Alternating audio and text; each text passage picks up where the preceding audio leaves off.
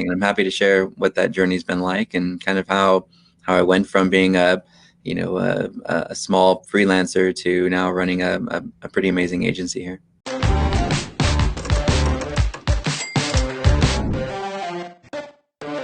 Sales Ascenders, how's it going? Chris here. Hey, we're back for another spotlight. You're in the right place because today's member is truly a professional, has been in his zone of genius for years and years, over a decade easily. Here's the thing. We're going to be getting into his sales journey. Where he started out, how he got his first customer, how he grew from there, how he built team and agency around that, how he started selling massive companies and brands such as Applebee's, IHOP, Skechers, and there's more. He's going to take us, fellow business owners and entrepreneurs and sales professionals, behind the curtain. We're going to get to hear all this and more. I want to introduce, and for you guys to get a chance to meet Steve Wiideman. How's it going, Steve? Hey, Chris, how are you? Thanks for having me on the show. Yeah, thank you for taking the time to come out. I know you intentionally more and more time like this just to serve, just to give back and to contribute. You in our conversation, initial one, I was really impressed and really blown away with how value-oriented and service-oriented you are. That is definitely one of your superpowers. So I just want to thank you for that. Of course, yeah, I really enjoy it. And you mentioned decades. I've actually 23 years now in digital marketing. More than two. I was scared to be wrong, but clearing the records. Yeah. So you're in the 2K or 2 decade plus. It feels like a lifetime, but it's been amazing. And I'm happy to share what that journey's been like and kind of how I went from being a small freelancer to now running a pretty amazing agency here. I'm personally really, when you just started mentioning that just before we jumped on, I was like, this is going to be so perfect, because from a sales perspective, which every business owner is in sales, or we're out of business. Right. Just talking through the progression of those deals, because those are a lot different type of sales conversations, both where we as business owners and leaders are at, as we psychologically grow through, confidence and expertise, et cetera, but also the sales cycle and dynamic and conversation with the selling different organizations. This is going to be massively valuable for the audience today. So excited to get into it.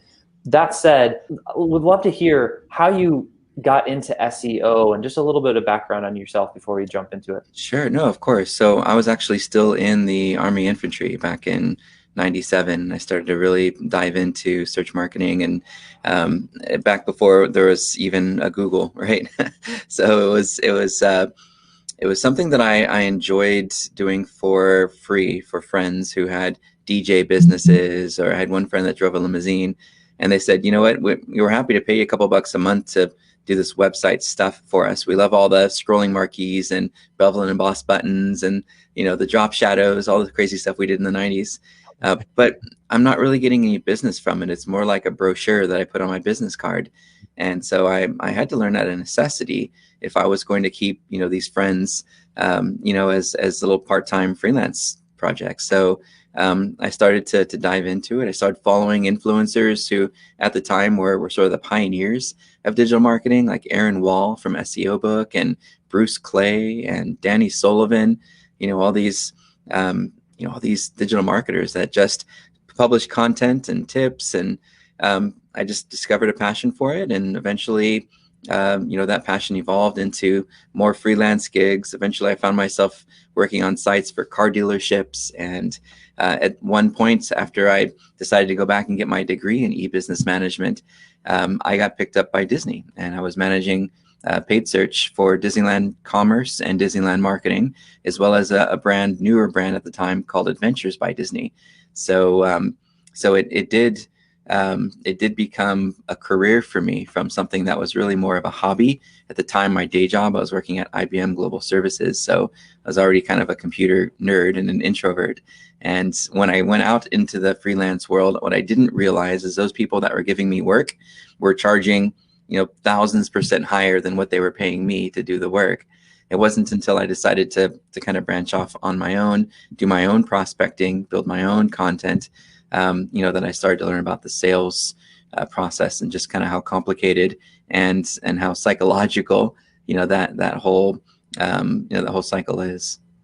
there's so many good things in what you just mentioned, in terms of like the sales process. I find my curiosity going is, I think it's so powerful for business owners, leaders, entrepreneurs to not skip over that natural epiphany that they have, where they're like, oh man, I really like this thing, because it's so easy to get distracted is essentially where I'm going. So for you, you're like, man, there's this affinity that was growing with SEO. For you specifically, like what was the thing that kind of hooked you or kept you interested and keep continuing to come back to it?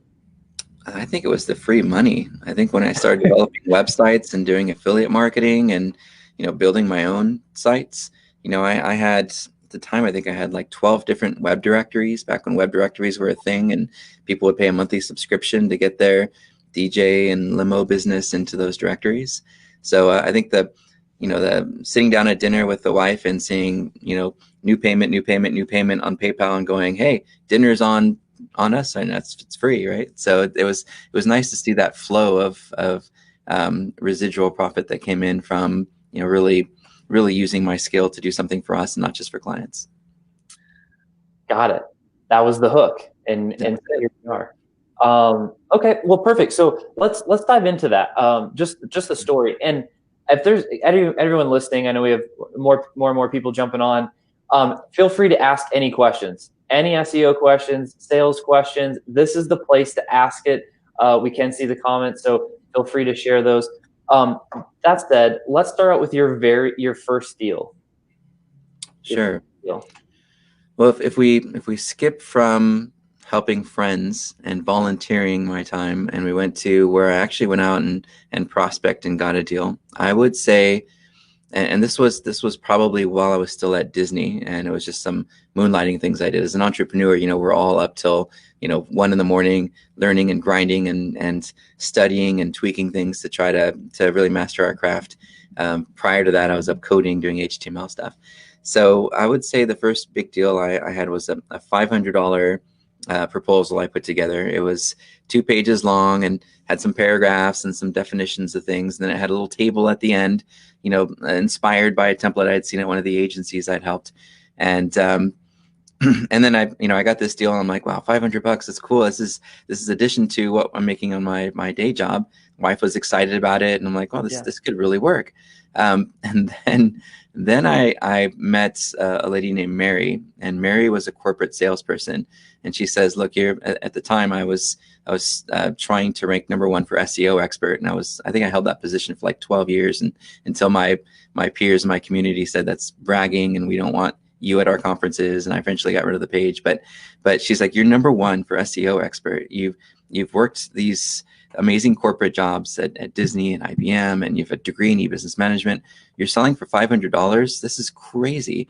So she's like, let me come in and let's work together to figure out how we can make you more money. The very next deal I got was a $3,500 deal for the same report that I was creating for the client. And I thought, wow, this is really interesting. And so so we circled back 6 months later after bringing in some new clients and really trying to get this proposal template dialed in. And we looked at the value that we provided some of the clients. One of them was a catalog. And one of the key words they wanted to rank for was sexy Halloween costumes. And it was funny, it was silly, but it was a really important category for them.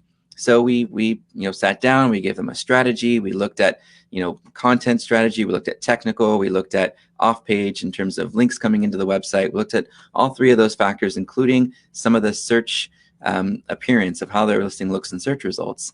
And they implemented that. And several months later, we look back and we're like, wow, this company made over $125,000 in a single month from a page that was generating less than 10 a year prior. And we only charged them $3,500. I'm thinking, wow, there's so much more value in here. So that's where the epiphany hit, where when you're doing digital marketing work that produces a very high ROI, you shouldn't base your proposals on hourly costs. You shouldn't base it on industry costs. You should base it on value. So we started to look at our clients and say, how much value could we provide to this business? Well, on average, Belkin's linking, or ranking number 9 right now in search results. If we brought them up to number 3, what would that mean to revenue across all of the pages on their website? And then you do that sort of estimating, and you come back and you say, here's what we forecast. You come up with a conservative number. If you implement all of our recommendations within 12 months, you should see X ROI on this investment. Then it makes it so much easier to quantify for the business, because you gave them a forecast. You took the time to develop what that click-through curve would look like, what their average position is, using some of these great keyword tools that are out there. And now you're selling based on value, not based on sort of a wild card number of what you think your hours are worth. And I think that's the mindset a lot of us digital marketers need to really keep in mind as you start going out and hitting those larger brands. If your goal is, I want a Belkin, I want a Linksys, I want a Skechers, stop billing at some flat rate crazy amount. Take the time to really build up what you think you could do dollar-wise for them. It might take an NDA and access to their analytics, or just a simple email saying, what's your average order value, right? And what's your current monthly sales on average? Get your NDA signed, get that data, pull your keywords, do a little bit of forecasting based on the keyword intent. Is this a sales query that somebody's making where they're looking to buy, or is this more of an upper funnel? What is, how to, where to, strategies, tips, ideas that could be the catalyst to remarketing and to support link building, but not necessarily for sales. So you take those sales keywords, and then you do your estimating, and you come back and you really show them, here's what I think I can do for you on a dollar proposal, not necessarily a flat rate sign of, here's what our normal program cost is. That's where I think you succeed, at least in digital marketing. Other industries are going to be different. So there's so much you said right there. There's so much you just said. I want to pause just for a second and unpack that a little bit. In the beginning, you're talking about, hey, you start at 500. That was kind of the first deal. Yep. But there's a couple of comments you made that were like in passing to skip by, like, oh, you mean after I was working and building up skill and already, serving other companies, and after I started testing stuff for free, and after I was spending, later nights studying up more, honing the craft, doing the. So I just didn't want to be like, oh yeah, well then, okay, my first sale came, but all that came first. So if you're feeling, anyone's listening feels uncomfortable, and any stage, this is any stage. Let's say you've been in business for 10, 15 plus years, and you're like, you're still feeling, you don't have full conviction. You're a little low on energy or confidence. Maybe it's because you're bringing a new product or service to market, and you're uneasy about it. You're unsure about it. You're unclear. Do the same process. Go serve somebody for free with it, and your confidence will grow, and so will your sales. So I didn't want to skip over that piece, because you're like, they're easy on you when they know you're working for free, right? I did probably 2.5, maybe 3 years of volunteer work as I was learning and playing with Front Page and Dreamweaver and Notepad, and it took a lot of time, and I enjoyed the process. It was really, so if you're not passionate about what you're doing, it's going to make the whole journey more difficult. If you really enjoy what you're doing, you're going to do it for free anyway. I have a peer and a friend of mine, Adam Humphreys, and he's just like, throw me anything right now. I love what I do, and I've got bandwidth. He's really passionate. And I think if you share that same passion for what you want to do, and you're not focused on the money, right? The money comes if you're really good at something and you really enjoy it.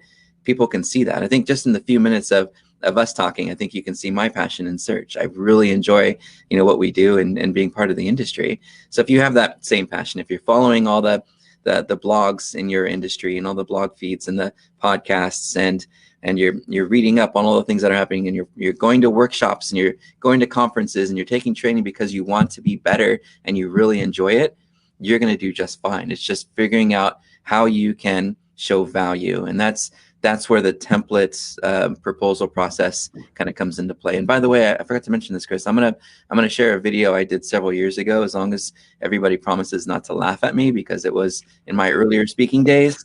But I was pulled in at a conference where I was speaking. I was doing a masterclass on SEO, and they said, our salesperson's gone. Can you come in and sub for him? And I sat down and I whipped together a presentation that walks through all the pieces of my proposal, the trust factors, the reciprocity, the all the things, the social proof that clients were looking for when they were reading those proposals. And if you want, everyone can watch that video. It's just a Wistia video, and it goes through my entire template, so you can see how that little $500 template evolved into something that now works for $40,000 audits to $250,000 2-year contracts. So feel free to check out that video, and I hope it helps you put your proposal together. That's a huge, huge gift, and thank you so much. I'm actually writing a little banner. I know you use StreamYard as well. Free proposal template that helped close a $250,000 contract and more than one contracts, plural. So perfect. Yeah, just putting that in the chat. Awesome. Yeah, and I'll actually here. Let's do this just for everyone watching live right now. Here, I'll put. I don't. StreamYard won't let me put it to like all the different places, but at least some of them. Mm-hmm. Let's see. Nice. Okay. Let's see. Sean, I don't know, Sean, if Sean's on, if you can see that in one of the chats, you can throw it in the group. It's nice to get opt-in free content. So many marketers are like, yeah, I'll give you that, but you have to opt in first. And one of my visions, and we'll go back to the sales thing in a second, but one of my visions when I first left the agency world after my time at Disney and a couple years, watching how the agency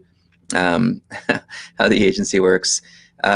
One of the things I said I wanted to do was teach. I really enjoyed, at the time, I really enjoyed like historical fiction and American history. And I thought one day my next career is going to be teaching. And 3 years ago, I got, almost 4 now, I got hit up by a friend of mine at Cal State Fullerton. And I thought, this could be a neat opportunity. So I jumped in. I started doing some adjunct, professor work at Cal State Fullerton, which then curtailed into something that I started working on at UC San Diego. And now I'm teaching a total of 8 classes between 3 different colleges as a moonlighting thing. And it doesn't make any money. Like the money is like, it's so bad. But the fact that I get to help mold the next generation of me's, of SEO geeks is incredible. And so even though I'm not teaching American history, taking 22 years and 2 decades of repetition and really mastering my craft and being able to now take that same that same knowledge and share it with potentially thousands of students, especially because I'm commissioned to write a book for one of the companies that provides the online textbooks. So I'm now getting to live my vision and teaching all these things I've learned. So in your industry, if you're doing the same thing, if you're thinking, hey, I want to do this, make a lot of money, like I said, you're kind of going on the wrong path. But if you're thinking, I want to do this, I want to master it, I want to become well known, I want to be an authority in this, I want to be recognized as an authority in this, and then one day I want to pivot and then teach everyone else how I did it. To me, that's sort of the whole personal career journey for somebody who's really passionate about what they do. So I'm excited because part of what I wanted to do was teach, and it just naturally manifested itself. So hopefully the same thing happens to you as you really get into your career and you start to realize agency sucks. It's awful. It's a lot of politics, red tape. It's a lot of challenges, financial challenges, ups and downs, uncertainties. It's tough. It's really tough if you're in the agency world. But if you do at some point decide, hey, I'm going to be a personal brand, I'm going to develop myself as an authority, I'm going to create my own little website and chip away at it every day and develop content that I know my future customers and my current customers, really value. 3-4 years later, you look back and like, wow, I'm getting 10, 20,000 visitors a month. The inbound calls are coming in from people who want to work with me. So I don't have to do outbound and convince someone why they should work with me. It makes the whole process a lot more seamless. But I'm rambling, but I'll let you keep going. Yeah, well, no, I appreciate some of the comments you're making. In fact, that goes along with one question that was asked, which was, how does SEO with web? You mentioned basically putting out the right content and links, everything out there, and eventually the qualified right people start coming to you, so you don't have to do as much outbound and convincing, which are very helpful words from a sales perspective. How does SEO with website, that type of activity, compare to YouTube? Sure. So, well, YouTube is more entertainment and informational. And I think YouTube is a fantastic place to promote all your how-to videos and tips. In fact, it's an even better place to advertise those videos because the competition for upper tail keywords, upper funnel keywords is very low. I mean, you could get 1-2 cent per view costs by promoting some of your videos, driving them back to your website, and then triggering your remarketing and sending them to some other page. I think YouTube's a fantastic vehicle for introducing your brand to new and potential customers who are searching for those upper funnel questions, a lot of which you can get from answerthepublic.com. It's a great utility that you can find questions that people ask, or just do a Google search and see, what shows up within the results in the question section. On the Google web search side of things, we're talking about several different areas. The e-commerce side would be more on the paid now. Shopping ads used to be, shopping listings used to be free, now they're paid. There's the organic or the map listings that appear for localized searches. So if you have a brick and mortar, you want to be in the top 3 results in maps, which takes making sure your data is accurate. Your landing page has all the same information that you put into Google My Business when you set up your map listing, that you're getting your business name, address, and phone number listed in all of the local and industry directories, and making sure that you're really pushing and monitoring and managing your reviews. You do those 4 things, you own it in maps. Next is the organic results, right below the maps. And this is where you have an opportunity where you don't have a brick and mortar. Say you're an online business, and you want to promote a product or a category. This is where organic is going to come into play. And looking at search terms and what the user intent is can be the trickiest part. In fact, it wasn't until last year that I actually was able to bring in someone on our team that mastered it in the same way that that I have over 20 years, because you have to look at each keyword and go, what is the user actually looking for? Because the way that the search engines are getting now, it's not about the keyword, it's about the intent of the keyword. So if you can figure that out, and sometimes it takes just doing some searches and seeing what shows up. Are these informational? Am I seeing Wikipedia, or am I seeing Amazon? Wikipedia or Amazon, right? If you see Amazon, it's probably a buyer, right? If you see Wikipedia, it's probably an information searcher, and then you address content at that level. But yeah, I think that sort of segues into how you optimize that content. And what's funny to me is when you get a client that says, I want to optimize for, I don't know, let's just say wireless router. I'm going to order an article so I can rank for wireless router. And you're like, no, you don't want to order an article for wireless router. You want to create a sales page. You want to invoke trust and reciprocity and urgency and value, right? You want to make sure that person within 2 seconds knows that you're the place to buy from and why they should buy from you right away. You don't order an article. And that's a huge thing that's never changed. In 20 years of doing search, I still see business owners that say, I want to rank for this keyword, I'm going to order an article. It's like, just take some time and really try to understand what types of results appear for the words that you want to appear for. And then hire the right person to add the brand voice to that content to make sure that it resonates with the user and isn't just keyword stuffed in an attempt to try to rank for a word that probably has a lot of competition. It makes complete sense. As we're getting deeper into different processes and approaches, this is the expertise that is growing over time. And so as you close your first $500 deal, you then do the same thing and position a little bit different way. It sounds like with some help to get to a $3,500 range. Yeah. It didn't stop there. You continue to sign bigger and bigger contracts, and I have a suspicion that it started or it kept going down the path of, well, and I wanted to highlight this other part that you mentioned earlier is, let's start focusing on value, not retainer. Sure. It's really, really important. Why? Number one, yes, from an agency standpoint, you can actually create and get paid more revenue. Makes sense. At the same time, that also challenges us as business owners to start looking for and hunting for a better customer. Because sometimes we don't want just anybody. You actually want to have customers that you like. Or if you got to choose, why wouldn't you pick somebody that you like and you really want to serve and really want to do a great job for and have a great working relationship?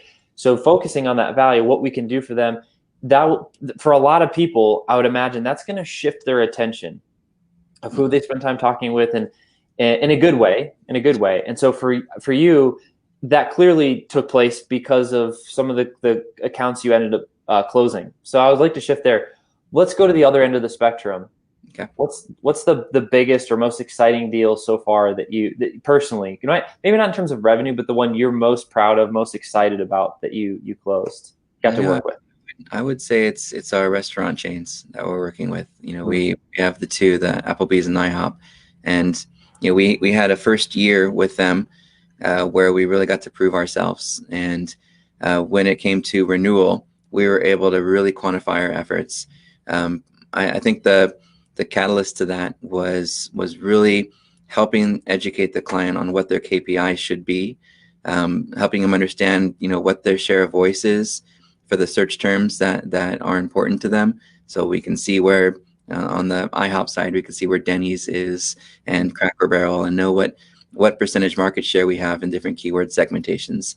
How much real estate do we own for, or market share do we own for pancakes versus crepes? Maybe Mimi's Cafe has us on crepes, right? We should look at who has the market share, and then set some KPIs and say by the end of the year, we want to improve our share of voice, our market share by 5%. We want to improve our organic revenue, our revenue that's sourced from organic traffic, by 10%.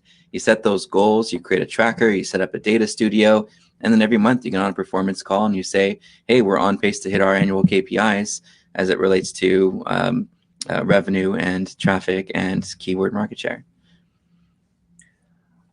So I love how focused on results you are. Yeah. And I'd imagine, at that level and that type of sales conversation, you only have so much time to catch and keep attention. Where did that conversation? So IHOP, Applebee's, you mentioned. Where did the sales cycle start for that? Let's see, where did it start?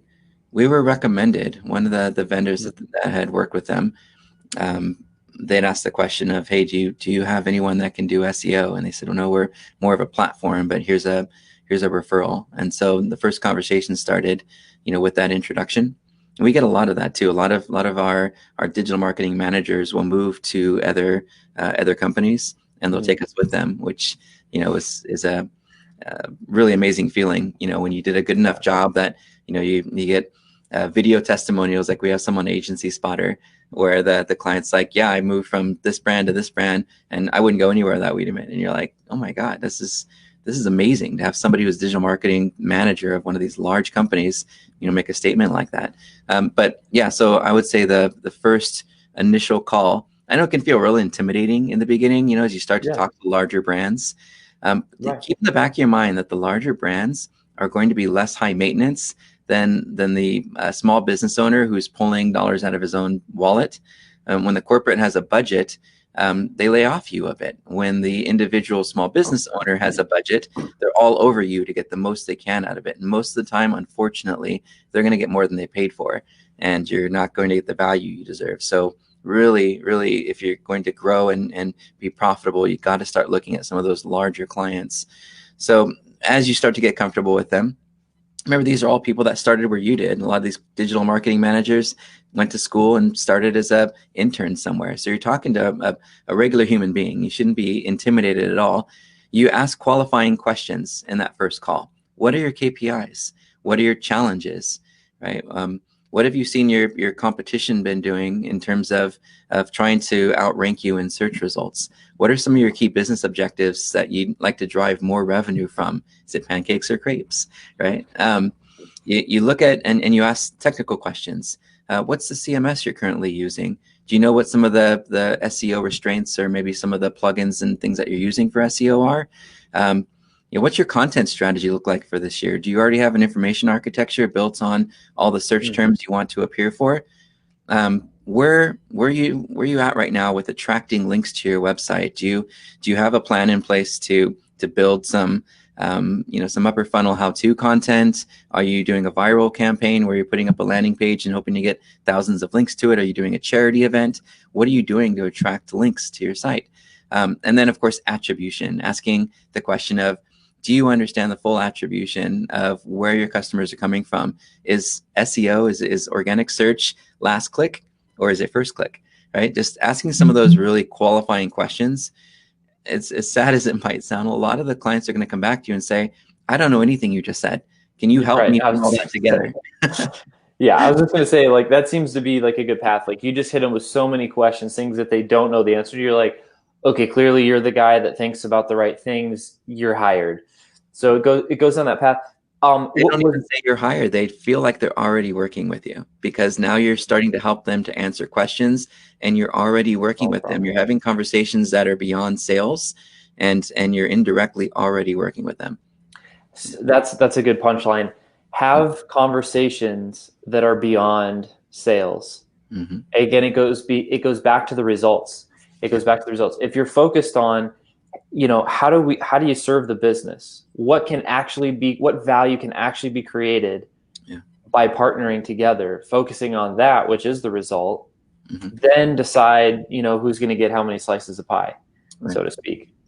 It feels better. It's more fun. Everyone wants to see a good result. And like you're saying, that ultimately ends up leading to the next customer Mm-hmm. and the next customer. And that's just, But there's still a piece in there, Chris, that we can't forget about. And yeah. this is also a very big challenge is the word transparency, especially in the SEO area where there's a lot of myths and shady things that happen because Google doesn't say, here's how you rank your page in search results. They say, here's how you create a great website, but they don't specifically tell you how they rank sites because they're afraid of people gaming the system. So transparency to me Yeah. is paramount to the relationship side. Is the moment you start working with a client, put all your cards on the table, give them everything. And before you're working with the client, you should be encouraging them to Google you and to look at your reviews, look at your agency spotter, your Clutch, your UpCity, look at your G2 crowd if you're a platform. Ask them to do their diligence and look at what people are saying about you. Have them look at your Yelp profile. Be 100% transparent so that when they do decide to work with you, they've done their diligence, not just because they needed to, because you told them to. And I see a lot of agencies really hold what they know and what they do as proprietary. Yeah, I could help you with that, but that's sort of our secret sauce, and you have to pay for that. And that mentality says, you know what, you don't trust me, so I'm not going to trust you. So I give, and sometimes I lose clients because of it. I'll give some really good starting points to a company that just is getting on their feet with SEO and never hear from them again. A year later, I'll look back and go, wow, they took all my recommendations. They're getting tons of traffic. It's great. And then a year later, I'll get a call from someone saying, yeah, so-and-so referred me to you. Oh, no way. I didn't even get a chance to work with them and they're giving us referrals. So it does still transcend into sales, maybe not with the client that you're giving a lot of free advice to, but it helps grow your network. It helps build more trust. And sometimes if that person didn't hire you, you can still go back and say, hey, I noticed you took advantage of some of my suggestions. Even though you're probably still not in a place to ready to work together, perhaps you can share your feedback with the way that we helped you in one of these UpCity, Agency Spotter, or Clutch sites, and then you get a review out of it, or Google My Business, right? So transparency is huge, and that's something where especially in our industry, there's just not enough of. And if you can just trust your client enough and take the risk that they're going to take everything that you shared with them and choose another provider, it's worth it because at least 2 in 10 will hire you, and those 2 in 10 could be 100 to to $250,000 contracts. So it's worth the investment to be transparent. If you have something to hide, they're going to know, and it's going to make the relationship weird. Totally agree. I hope this is really encouraging for those that don't relate with being a salesperson. And I like to say they're salespeople and they're sales professionals. Sure.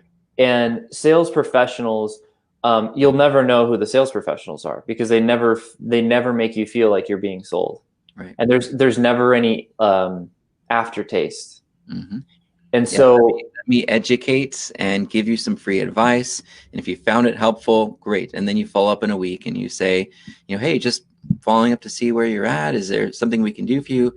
For us, we don't have any salespeople. We're all essentially salespeople, right? If someone comes to us, we try to sell, but we've gone through having salespeople and really struggled with it because they don't, at least in our industry, they don't really understand the technology and they don't have the experience in search to sound educated when they're on a call with an SEO person. So having that and not having an actual dedicated salesperson makes a huge difference, because you're educating, you're giving free advice, you're showing value before give them a quote, or before you ask for them to become a customer. That angle is huge. I mean, that's, when someone, if you watch that video later, I'll share a little bit in that video where I talked about that SEO expert keyword and how we track the attribution of what that keyword meant to us. And over the course of, it was about a decade, we generated nearly $4 million worth of business. It was crazy, just from one word that your enterprise clients are searching for. And that whole process, that whole create yourself, or build yourself up as an authority, give as much free advice and tips and videos and content as you can, and people are going to come to you because they want to work with you. You don't have to try to sell and negotiate and discount. In fact, in many cases, you could even upsell and get more value from somebody who maybe needs help in paid search or another area, that directly impacts, the whole search strategy. So I think that's a key objective for salespeople when you're on those calls. Hopefully you're driving calls from inbound so that they're coming to you, and you don't have to try to convince them. They already want to work with you. But if you are having to do cold calls, if you are sending emails out and trying to get customers to work with you, make sure that first call, you don't sell anything. That first call, all you're doing is listening, asking questions, providing some free advice, and then following up with just a onslaught of things to help get them started, so that they feel like they're already working with you. Because then they're going to come back and have questions and go back and forth, and pretty soon you're going to be like, I've really enjoyed helping you, and I like that you're really getting on this stuff. Did you get a chance to kind of take a look at some of our program options to see if one of these is a good fit for what you want to do this year, or if there's something else you had in mind and how we could work together? Because then you're not really selling. You're just reminding them, hey, we have some programs, and in the politest possible way, reminding them that they're getting free advice, right? Totally. It's really powerful for a couple of reasons, because I'm sure everyone listening has heard those, hopefully heard some variation of that concept, leading with that. Those are common phrases we hear. But what brings so much merit, value, and power to today's conversation is your results. Mm-hmm. It's not, hey, because there's plenty of people that will give and give and give and give, and they do for free, and they never have any ask or revenue model or plan to actually have a healthy transaction exchange that it can continue to go on. And so they end up broke with still the other job and not a full it just goes down this other direction. But for yourself, just knowing that it is possible to go this direction of lead with value, serve other people, focus on results, and trust the process works. Some people don't want to be that guy, that girl. And just hearing your story, I think, makes it possible and edifies that, hey, it is possible, hang in there, be patient. Hey, before we kind of come up to our last question here, I wanted to take some time, Steve, to highlight the podcast that you have going on. Yeah, we just started this thing. We haven't even promoted it. So you're the first person to actually promote it. Woo! Here, you guys heard it. Sales Center's Inner Circle, hot off the press. Wiideman Consulting Group. This is Wiideman.com is the site, which you're mentioning some upgrades or updates. Oh yeah, we have this beautiful new design we're going to be rolling out soon. It's on my plate to wrap up the rest of the new content before we do launch, but it'll be purely educational. So right now we do have services and consulting as we start to pivot away and do more of the training and education side of things. It's going to be more of an educational portal. So, Steve, totally leading with all the things you just said, still, following through with those values, which is why part of the reason all sales ascenders listening to this, Steve is an excellent, literally, resource for SEO, for marketing, for keyword, all the things. And to hear more of Steve, you can go to Wiideman Consulting Group, which is Wiideman.com. And his podcast is something that I definitely recommend. You can actually, I, of course, go to all the different podcast distribution channels, but even just on the site right here is easy, and it has one of the better players if you want to listen to it faster. If you're like me. I can do you one better too if you're interested and your listeners are interested. I do have a courses.wiideman.com that we've been putting together. One of the courses mimics the SEO strategy course I teach at Cal State Fullerton. So if your Whoa. listeners and subscribers would like to sign up for that, use promo code SEO Steve, and you'll save $600.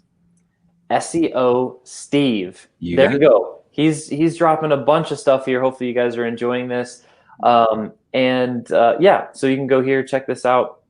Just wanted to highlight the site for you, and some more Steve content, because I know it'll continue to serve others very well. So as we get to, that said, is there any other locations that are, if someone's wanting to talk to you more, get a hold of you, where should they go? Oh, we're really active on LinkedIn. We're a B2B, so we try to focus, our social efforts where where our audiences are. So, look for me on LinkedIn. We have an Instagram and a Facebook page as well. So, my Twitter handle is SEO Steve, oddly enough, and our brand Twitter handle is Wiideman. Either way, you'll reach the group over here. Perfect. Thank you for sharing that. Right. And as we kind of come to the end here, last question, the thing that I like to ask people is getting into impact. It's getting into legacy. Business agency, as you mentioned earlier, is what I like to call the epicenter of self-development. It's challenging. It's hard. You can't hide from anything. It's this roller coaster ride. To get through all that, you served, for our country. Thank you for your service. To get through different challenges in life, what's the thing that you keep coming back to, that drive, that why that continues to help you move forward? Sure. Having goals, putting things on the calendar and saying, here's what I want to accomplish in 3, 5, 10 years. You map up that path of what you want to do. You put it on the wall. Mine's on the wall in the other room over here. And can I ask what it is? Sure. It's just a map, a calendar of where I want to be in 3 to 5 years. Oh, and okay. It just kind of shows the steps I need to, the big rocks, if you're following Covey. But it's really, it's less about, and the planning is important because you keep your eye on the goal. You don't forget. You see it every day and you're reminded, why am I doing this? Am I going down the right path? Wait a minute.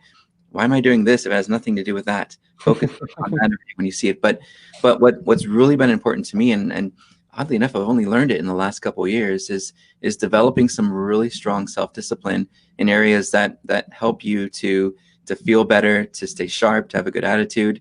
I started working out, doing the morning exercise every morning, 7 o'clock. You'll find me in the garage, doing a really 1 hour strong workout, and that makes a huge difference. Getting 8 hours of sleep. I'm working with a coach in Australia named Mike Warren. He runs this series called Ditch the Dad Bod, and it makes such a difference in my health and how I'm eating, the sleep I'm getting. That plays such a huge role as a business owner, as an entrepreneur. I do miss some of the late nights. Even last night I was up a little bit later, but I still slept in a bit today. If you can do those things and develop those disciplines, the rest and what comes in with work becomes easier. You have more energy, you're more focused, you have more confidence because now you're walking around and you're in better shape. So that the exercise, the rest, making sure you're getting that 8 hours of sleep and eating the right foods makes such a difference. As a business owner, entrepreneur, even a salesperson, in your attitude and your confidence and your ability to take on really difficult moments, like meeting with a very large potential client. That's so powerful, Steve. It's cool to hear someone like yourself prioritizing those things and also vetting how powerful they are. So thank you for your time today, Sales Centers. I'm sure you enjoyed it as much as we did. Thank you for all. If you got all the free stuff that Steve shared today, check out the description, check out the comments. You don't want to miss those things. Go to Wiideman.com for more Steve. And Steve, thanks again for coming out. Thanks, man. Thanks for having me on.